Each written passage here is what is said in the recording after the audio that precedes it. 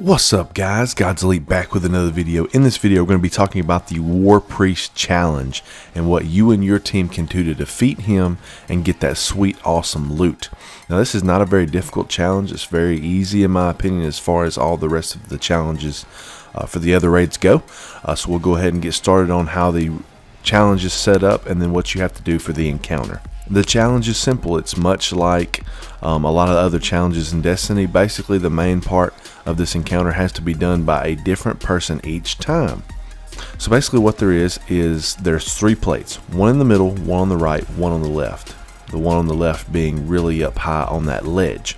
Now, looking out, you will see 3 little pillars of rock that stand up that on the other side have little sculptures kind of carved in them that look a lot like oryx that face the Warpriest. These 3 plates have to be activated in sequence to be able to get the buff that allows you to do damage to Warpriest. So you're going to divide your team up in teams of 2, 3 on the left, or 2 on the left, 2 on the right, 2 in the middle. Once you do this, you all can stand on the plates and this will activate the encounter. The Warpriest will come out and the ads will start coming out as well. If you are on the left and right, you'll have acolytes coming out as well as a wizard, some knights with swords, and that's pretty much it. There's also going to be a yellow bar acolyte that comes out. You're going to want to kill him last so that he doesn't activate the ogre eyes on the other acolytes. In the middle, you will pretty much just be having Thrall, the occasional sword knight, and a yellow bar curse Thrall. And then eventually the middle, left, and right will all have a yellow bar knight with a sword come out. And this is what starts the damage phase. You will kill your knight at your side, so left, right, and middle. Once all 3 knights are down, the glyphs will activate. And so you're going to have someone down in the middle in front where those statues are, kind of facing the way that Warpriest is. Look up at the statues and one of them is going to light up. Usually the left is going to light up first. You're going to tell them to get on their plate and someone will run up and stand on the plate. It will make a noise when it's activated, and then you'll look for the next glyph to light up, and whichever one's next, you'll get that person to stand on that plate, and then wherever the final glyph is, whether it be left, right, or middle, whoever stands on that final plate and completes the circuit or the sequence will get the buff. Then you will all go to the right side of the room and kind of shack up there with a bubble and your tethers, and you do damage to the Warpriest. Now, while the 5 people that don't have the buff, that are standing kind of inside the aura, they're going to be doing damage, and Black Spindle and Sleeper are great for this. The person that has the buff that allows them to do damage, whoever gets that last one and completes the sequence, you basically have a timer and a stack down in the bottom left hand corner. I can't remember if it starts with 4 or 5 stacks, but you have 10 seconds in each stack. Whenever a stack gets down to about 2 to 3 seconds, you want to start making sure that you've got an acolyte out there that you can shoot. If you don't shoot an acolyte before the stack of time goes away, you will die and it will transfer to another guardian. So if you kill one about 2 seconds left, it will start the next stack, and you just want to kind of keep your team knowing where the stacks are so that they can know when to kind of group together behind a pillar. Once you get down to the final stack and you're almost out of time, then he will activate the Oculus, which is the big huge death orb behind the Warpriest. You have to stand behind something with shade to make this not kill you. This is why you go right first.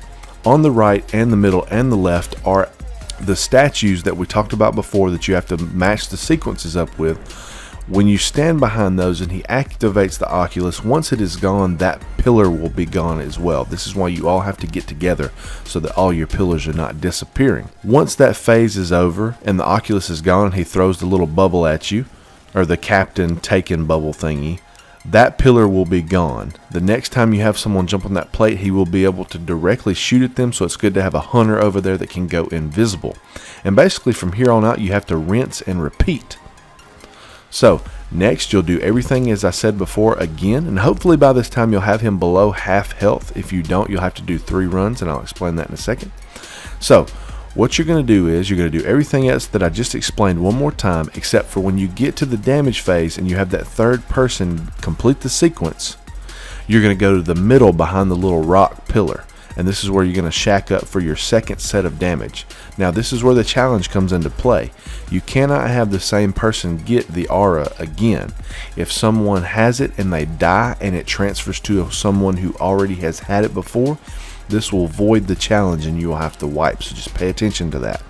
If you can't get it in 2 runs, I would say just wipe and try again.